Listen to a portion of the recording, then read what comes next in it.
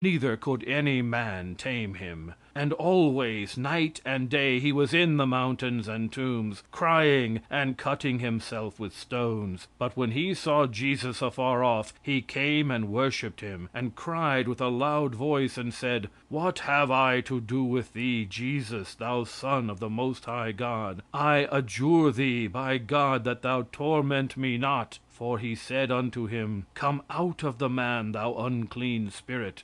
And he asked him, What is thy name? And he answered, saying, My name is Legion, for we are many. And he besought him much that he would not send them away out of the country. Now there was there nigh unto the mountains a great herd of swine feeding. And all the devils besought him, saying, Send us into the swine, that we may enter into them. And forthwith Jesus gave them leave. And the unclean spirits went out and entered into the swine. And the herd ran violently down a steep place into the sea. They were about 2,000, and were choked in the sea. Mark 5:1-13. Now I will ask a question. Should reasonable men in the 19th century in the United States of America believe that that was an actual occurrence? If my salvation depends upon believing that, I am lost. I have never experienced the signs by which it is said a believer may be known. I deny all the witch stories in this world. These fables of devils have covered the world with blood. They have filled the world with fear, and I am going to do what I can to free the world of these insatiate monsters, small and great. They have filled the world with monsters. They have made the world a synonym of liar and ferocity. And it is this book that ought to be read in all the schools, this book that teaches man to enslave his brother. If it is larceny to steal the result of labor, how much more is it larceny to steal the laborer himself? Moreover, of the children of the strangers that do sojourn among you, of them shall ye buy, and of their families that are with you, which they begat in your land. And they shall be your possession. And ye shall take them as an inheritance for your children after you, to inherit them for a possession. They shall be your bondmen forever. But over your brethren, the children of Israel, ye shall not rule one over another with rigor. Leviticus 25:45-46. Why? Because they are not as good as you will buy of the heathen round about? Now these are the judgments which thou shalt set before them.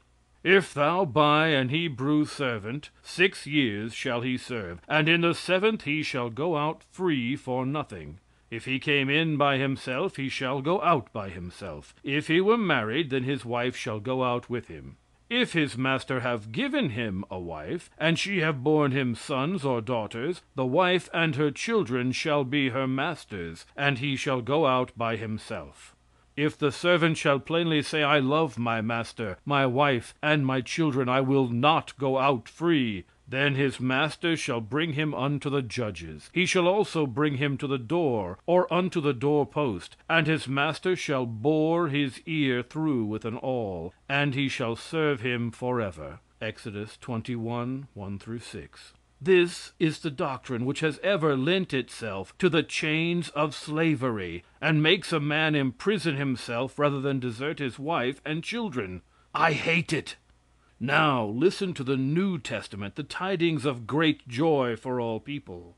Servants, be obedient to them that are your masters, according to the flesh, with fear and trembling, in singleness of your heart, as unto Christ.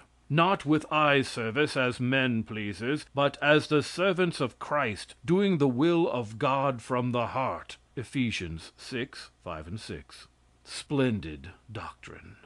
Servants, be subject to your masters with all fear, not only to the good and gentle, but also to the forward. For this is thankworthy, if a man for conscience towards God endure grief, suffering wrongfully. 1 Peter 2:18-19.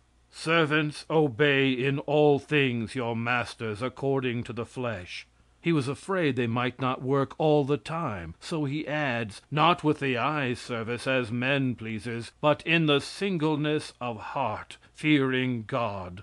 Read the 21st chapter of Exodus 7-11. And if a man sell his daughter to be a maidservant, she shall not go out as the men servants do. If she please not her master who hath betrothed her to himself, then shall he let her be redeemed. To sell her unto a strange nation he shall have no power, seeing he hath dealt deceitfully with her. And if he have betrothed her unto his son, he shall deal with her after the manner of daughters. If he take him another wife, her food, her raiment, and her duty of marriage shall he not diminish.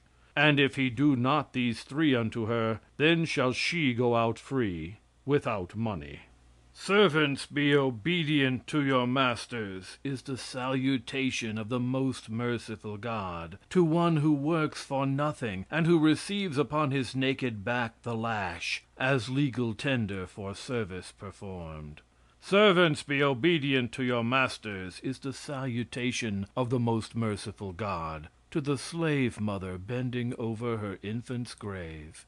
Servants, be obedient to your masters, is the salutation to a man endeavoring to escape pursuit, followed by savage bloodhounds, and with his eye fixed upon the northern star.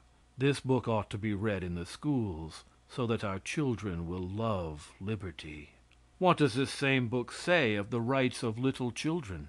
Let us see how they are treated by the most merciful God. If a man have a stubborn and rebellious son, which will not obey the voice of his father, or the voice of his mother, and that when they have chastened him will not hearken unto them, then shall his father and his mother lay hold of him, and bring him out unto the elders of his city, and unto the gate of his place. And they shall say unto the elders of his city, This our son is stubborn and rebellious, he will not obey our voice, he is a glutton and a drunkard. And all the men of his city shall stone him with stones that he die. So shalt thou put evil away from among you, and all Israel shall hear and fear. Deuteronomy 21:18-21. Abraham was commanded to offer his son Isaac as a sacrifice, and he intended to obey. The boy was not consulted. Did you ever hear the story of Jephthah's daughter?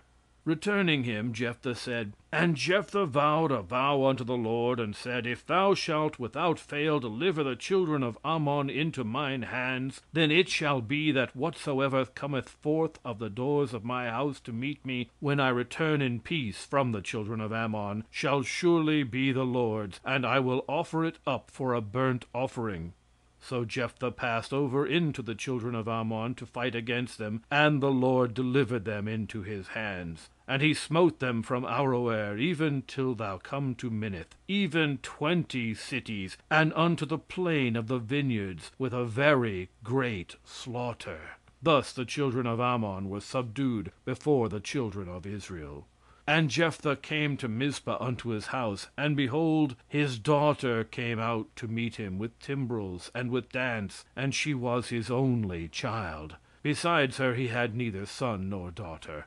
And it came to pass when he saw her, that he rent his clothes, and said, Alas, my daughter, thou hast brought me very low, and thou art one of them that trouble me, for I have opened my mouth unto the Lord, and I cannot go back. And she said unto him, My father, if thou hast opened thy mouth unto the Lord, do to me according to that which hath proceeded out of thy mouth. Forasmuch as the Lord hath taken vengeance for thee of thine enemies, even to the children of Ammon. And she said unto her father, Let this thing be done for me. Let me alone 2 months, that I may go up and down upon the mountains, and bewail my virginity, I and my fellows. And he said, Go. And he sent her away for 2 months, and she went with her companions, and bewailed her virginity upon the mountains. And it came to pass at the end of 2 months, that she returned unto her father, who did with her according to his vow which he had vowed. Is there in the history of the world a sadder story than this?